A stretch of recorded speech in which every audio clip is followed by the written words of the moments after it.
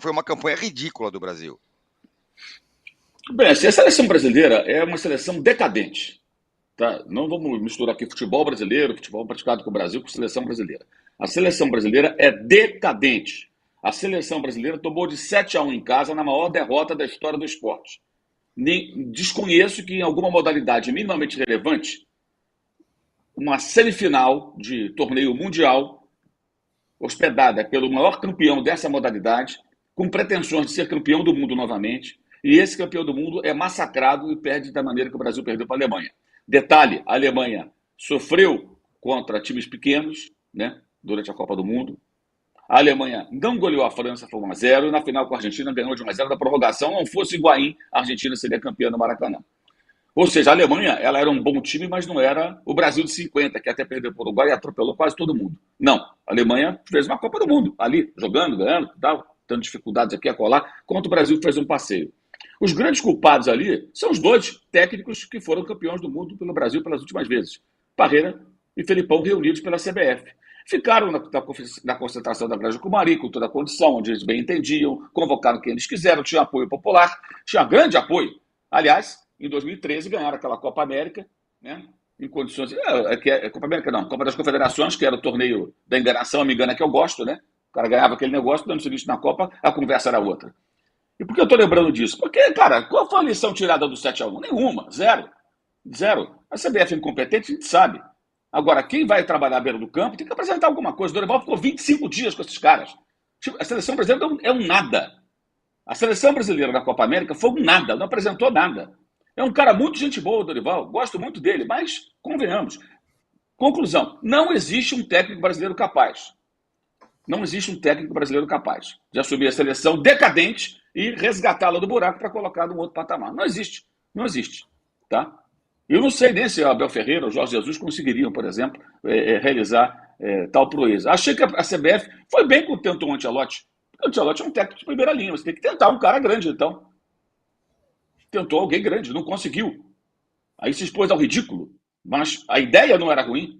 Ah, mas a CBF é uma bagunça. O cara não vem aqui treinar a CBF, gente. Embora eu chame sempre de seleção a CBF, porque no final das contas a visão global, no mundo inteiro, o pessoal pensa, a seleção brasileira. E ela ainda tem um certo respeito, apesar do 7-1.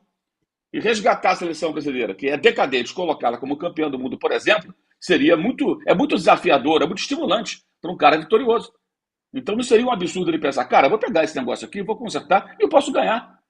É mais uma estrela grande até que eu poderia colocar no meu currículo. Já ganhei tanta coisa com o clube. Então, assim, o que me incomoda, que acho absurdo, é pensar no Ancelotti e não ter um plano B. Porque do Ancelotti para o Dorival, todo respeito ao Dorival, a distância é absurda, é uma coisa que não dá. Estamos falando de técnicos de ambientes, de esferas completamente diferentes. Então, se eles tentaram o Ancelotti e não sabiam que poderia não dar certo, deveriam ter outros nomes em pauta para uma situação como aquela. Aí houve também, no meio do caminho, o afastamento lá do Edinaldo, que foi mais ou menos na época, né, da renovação de contrato proposta pelo Real Madrid. O italiano foi lá e assinou a renovação e esqueceu, se é que ele em algum momento pensou em vir, ele esqueceu ali, se é que em algum momento ele pensou em vir. Agora, temos que falar sim, eu concordo com o Trajano, porque ele está no campo. Tem que poupar Dorival não, poupar técnico brasileiro não. Eles são fraquíssimos. O único técnico brasileiro que está tentando alguma coisa na Europa é o Silvinho na seleção da Armênia. Aliás, da Albânia. É o Silvinho. E aqui você tem o Antônio Carlos na Bolívia, teve agora há pouco tempo no Peru o Thiago Nunes trabalhando, o Barroca tentou dirigir um clube do Chile, mas acabou que perdeu ali a disputa com outros profissionais, enquanto você tem vários técnicos argentinos por aí, não estou falando nem de europeus. O próprio São Paulo tem lá o Zubeldia agora, vira e mexe tem algum argentino por aqui e tal. Os caras ganham o mercado. Ninguém quer técnico brasileiro, eu falo isso há anos, ninguém quer. O mundo ignora. E é muito bom, porque você vê, o Mano Menezes fez um trabalho fraco no Corinthians e saiu mal do Internacional, depois de até bem no ano anterior. Está no Fluminense, campeão da Libertadores. Esses caras vão batalhar emprego lá fora. Ficam brigando sim pela reserva de mercado, esse é o grande desafio deles, brigar pela reserva do mercado. Tem uma associação deles aí que gosta de emitir nota contra o jornalista quando esses fatos são relatados, quando essas críticas são feitas, né? Mas trabalhar mesmo bem, serem competitivos no mercado, apresentar condições de resgatar a seleção brasileira do buraco onde ela se meteu, nenhum deles tem condições. O Dorival ontem foi constrangedor. Aquele dedinho levantado pedindo para falar, que coisa vergonhosa. Era melhor sair de perto. Sair de perto. Uma coisa vergonhosa e constrangedora, realmente, E o Juan dá orientação para jogador. O Evanilson ia entrar, o Juan não era nem auxiliar do Flamengo. O Juan é aquele que era gerente, sei lá do quê, gerente técnico. E que, na coletiva de apresentação do Tite, admitiu que quando chegava um técnico estrangeiro, ele não era voz ativa, ele não era ouvido praticamente. Ele aceitava isso. Aí, de repente, foi para a seleção brasileira. Era estagiário do Flamengo, virou gerente foi para a seleção. É ele que dá a orientação. Isso é tão questionável, na minha visão, quanto nós questionávamos, e eram questionamentos pertinentes, o filho do Tite orientando o jogador dentro do campo. O Juan é o quê como técnico, auxiliar técnico? Não é nada. Não é nada. Foi um ótimo jogador, um cara gente boa também. Cara, tem um monte de cara gente boa. Juan é gente boa, Dorival é gente boa. Mas desculpa, não estamos discutindo aqui quem é gente boa, quem é mala, quem é isso, quem é aquilo. Estamos discutindo sobre campo e bola. Campo e bola, a culpa é do técnico, dos jogadores e da comissão técnica. Campo e bola, a culpa é deles. A questão da responsabilidade do Edinaldo é maior, como foi dito pelo âncora, é macro. Mas vem cá, o Dorival não tem condições de montar um time que jogue minimamente o futebol. A seleção brasileira foi um nada na Copa América e isso está na conta dele. Arnaldo, claro que é um fiasco, que é decepcionante o que aconteceu, mas foi mais decepcionante do que se podia imaginar? Foi além do que se podia imaginar de ruim para um começo de trabalho, esse começo do Dorival? Foi. Em relação ao Diniz, né, o antecessor, o Brasil deixou de perder para empatar, né? Só isso, né? Essa foi a evolução. O Brasil agora é um time que dificilmente perde, mas não ganha. O Diniz perdia. Até o Trajano citou, é bom a galera revisitar a tabela lá das Sul-Americanas, eliminatórias, porque vai ser o Brasil jogar com o Equador em setembro, em sexto lugar nas eliminatórias que o Diniz deixou, com derrotas atrás de derrotas. Qual a diferença? Com o Diniz, nas eliminatórias, o Brasil tomou uma surra da Colômbia e uma surra do Uruguai. Dessa vez empatou os dois jogos, male-male. Essa é a evolução, né? E foi pior do que se imaginava por conta do tempo de trabalho, sim. Teve bastante tempo de trabalho. Teve até uma convocação com jogadores, quase todos eles fizeram boa temporada na Europa nesse ano. Mas decisões equivocadas ontem, de fato, ontem particularmente, a partir da expulsão do jogador uruguaio, a parte final da partida, a escolha dos batedores, essa cena que o Mauro cita, que viralizou, ele fora da rodinha, e a entrevista pós-jogo, nossa senhora, cara, não tivesse começado o trabalho agora, você fala, não tem condição de continuar.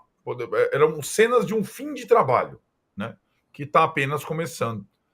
Essa discussão do técnico estrangeiro, eu lembro, o Danilo era jovem ainda, estava lá estudando. Nós, no Linha de Passe lá da ESPN, 2010, Copa do Mundo, cara, 2010, África do Sul, Brasil do Dunga eliminado pela Holanda. Eu já discutia com vocês a necessidade de técnico estrangeiro, coisas novas, ideias novas, porque isso antes de 2014, na Copa no Brasil, antes do 7-1. E essa coisa está sendo arrastada com alguns tapas na cara aqui no próprio futebol brasileiro, o Jorge Jesus no Flamengo, o Abel no Palmeiras e tudo mais. E, de fato, não digo que eu acreditava piamente na contratação do Ancelotti, mas eu entendia que o Edinaldo, pós-Copa do Mundo, fracasso do Tite pela segunda vez, fosse, de fato, insistir num técnico estrangeiro. Você tem Ancelotti, Guardiola e Klopp, talvez o alvo tenha sido mirado com muita criatividade e pouco objetivo, mas você tem outras opções, né? Você tinha outras opções antes da escolha do Diniz como sucessor do Tite, quando o plano Ancelotti fracassou. E acho que essa é uma das questões. Para mim, é claro que precisa haver troca no comando. E também, aí nós vamos... A gente está agora com 25 minutos, 26 de programa, a gente não falou num nome que não participou da Copa América, mas que é um nome que agora, com a derrota, ele voltou à tona, à baila. Neymar, né? Como jogador, aí é melhor ou pior sem Neymar, a seleção brasileira. O fato é que o Neymar ainda não saiu da seleção brasileira, seja pela presença física assistindo, seja pela convicção de que ele continua sendo a referência de todos os jogadores da seleção, pelo aspecto ruim nesse caso. E aí reforça, a gente nem sabe como o Neymar vai voltar a jogar, se vai voltar a jogar em algum nível, depois de uma grave lesão. Mas, por incrível que pareça, o Neymar saiu fortalecido dessa Copa América, né? Porque o Brasil foi mal coletivamente, com seu técnico, com todas as responsabilidades, e os jogadores bons da seleção brasileira foram mal, mas demais. Não teve ninguém que chamou responsabilidade, que desequilibrou uma partida, que atuou acima da média. Não teve ninguém. E aí volta o fantasma do Neymar. Teve todo mundo derrotado. Edinaldo, Dorival, jogadores. E o Neymar saiu ileso dessa Copa América. É verdade. É verdade. Isso é a pura verdade. O Neymar saiu muito bem. Estava mutado aqui. Não. Danilo, uma das frases aqui do Arnaldo que eu anotei aqui foi: parecia cenas de um fim de trabalho. Parece uma loucura, mas tá no olho do furacão o trabalho do Dorival já. E aí, daqui a pouco vai começar a se especular quem deve ser o novo técnico da seleção. O cara tá lá, não foi demitido nem nada, começo de trabalho e tudo mais. Mas pelo ambiente depois do jogo, de fato, é uma cena de fim de trabalho. Cenas de fim de trabalho. Só um detalhe, né, Danilo? Desculpe. O homem tá invicto. Do Equador, né, Danilo? O técnico da seleção do Equador foi demitido por não chegar na semifinal do campeonato. O técnico da seleção do Equador, recém-empossado. É só um... Após um jogo que o Equador foi melhor que a Argentina. Isso. Sim. Isso. Incrível. E aí, Danilo? Mas não está invicto. E o Equador... E o Equador teve chance de eliminar a Argentina muito mais. O Equador ficou muito mais próximo de eliminar a Argentina do que o Brasil ficou próximo de eliminar o Uruguai, né? Bom, o trabalho do Dorival, o que me chama a atenção é que, mesmo que esteja no começo, que a gente fala, ele não teve uma evolução. E como disse o Trajano, como a gente vem batendo na tecla nos últimos programas aqui da Copa América, essa seleção teve muito tempo de preparação para pelo menos mostrar uma evolução no aspecto coletivo, para pelo menos mostrar alguma ideia de jogo. Ontem a gente não viu nada, e se fosse só ontem, porque ontem o jogo foi ruim de uma forma geral, a melhor parte do Brasil e Uruguai foi o Bielsa falando antes do jogo sobre o futebol sul-americano, foi a melhor parte desse confronto, porque todo o resto foi horrível, foi um jogo muito ruim em geral. Mas mesmo antes desse jogo contra o Uruguai, a gente viu pouca coisa da seleção brasileira. O que a gente viu foi contra um Paraguai que apanhou de todo mundo. Que hoje faz parte ali junto com, sei lá, Bolívia, porque até a Venezuela está melhor hoje em dia do futebol americano, do sul-americano. Então é realmente assustador quando a gente vê um trabalho muito ruim e aí a gente vê outros sinais. O Dorival naquela roda é uma cena assim assustadora, mesmo que ele não tivesse, mesmo que ele tentou se justificar, não, porque já tinha definido e eu estava tentando falar, ele tinha definido o quê? Que era o Militão o primeiro a bater? Que tipo de definição ele tinha feito ali? E aí os caras abraçam, e mais constrangedor do que ele ficar fora da roda, porque às vezes o cara fica fora da roda, senta ali no banquinho e finge que não tá acontecendo nada. Não, ele tava aparentemente tentando entrar na roda, ele ficava tentando caçar assim, punha a mão, tem meio que tipo, tentando entrar no meio da roda e não conseguia. Foi realmente constrangedor. E aí o pior de tudo isso foi, na coletiva de imprensa, ele falar que a seleção brasileira tinha mais coisas positivas do que negativas. A explicação piorou o trabalho ruim que tinha sido feito em campo, porque ele não reconheceu que a seleção estava ruim, ele não reconheceu problemas, como tinha até acontecido depois da Colômbia, contra a Colômbia, quando o Dorival fala, ele fala, não, temos que melhorar. Agora contra o Uruguai ele fala, não, a seleção deixa a Copa América com mais coisa positiva do que negativa. E isso me assusta, porque às vezes o time joga mal, quando o técnico reconhece, você fala, pô, beleza, o técnico pelo menos entendeu que jogou mal, viu ali problemas, para o trabalho daqui para frente vai tentar corrigir. Agora, se o Dorival, a impressão do Dorival era aquela da impressão sobre a seleção, é assustadora. E eu não tenho a menor dúvida que o Edinaldo já está olhando na sua agenda e nos seus contatos com empresários um substituto.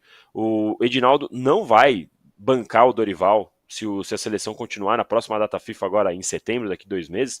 Se a seleção der uma tropeçadinha, tchau, Dorival. Ele não vai bancar. O Edinaldo não tem esse perfil. Ele quer alguém que faça a gente esquecê-lo. Aí ele vai querer alguém gigante para quando a gente precisar criticar, vai ser só criticar o técnico e não criticar o presidente da CBF, porque ele já mostrou isso nesse tempo que ele está no comando. Então eu não tenho a menor dúvida que o Dorival já está a perigo, que o Edinaldo já está ali, ó, fazendo contatinho para, de repente, dependendo do que acontecer na próxima data FIFA, já tchau Dorival. E vou te falar, dependendo se ele entra em contato, vamos levantar um nome aqui, sonhador, mas que está fora, que está sem clube, Klopp. Se o Edinaldo entra lá em contato com o Klopp e o Klopp dá um sorrisinho, é bom o Dorival ficar esperto, porque o Edinaldo não vai bancar um dia a mais de Dorival se ele tiver qualquer sinalização de um técnico maior disposto a assumir a seleção brasileira. Bom, Klopp na área, mas vem cá, né? A última tentativa com o Ancelotti virou um fracasso ridículo, né? Todo mundo mas é melhor tentar um fracasso com um cara gigante do que ficar insistindo com treinadores que não têm a menor condição de assumir a seleção. O Klopp fala espanhol, alguém sabe? Ele aprende em 3 semanas. Alguma coisa fala, né? Muito bem, ó. O Marcelo Ribeiro Rosa manda mensagem aqui. Time previsível, sem criatividade e imaginação, para superar a marcação do Uruguai. Nenhuma chance clara jogando com um jogador a mais. Inadmissível, diz ele. E o Thiago fala, hoje o Brasil está atrás até do Canadá, fora Dorival. E o Vitor Vidigal fala, Jorge Jesus seria um bom nome para a seleção? É um técnico que conhece a essência do futebol brasileiro e acho que ele largaria o Al Hilal na hora para vir treinar o Brasil. Olha, quem sabe, não é? Olha, tem uma sugestão aí para o Klopp, botar o Gerd Wendel de intérprete, de intérprete do Klopp, e o Danilo acaba de criar um refrão contra o Dorival. Tchau, tchau, Dorival. O que você falou, Mauro? Que é caro o do Jorge Jesus? Sim, ele ganha lá na Arábia Saudita, né? Ganha muito dinheiro. A CBF teria que chegar com muita grana.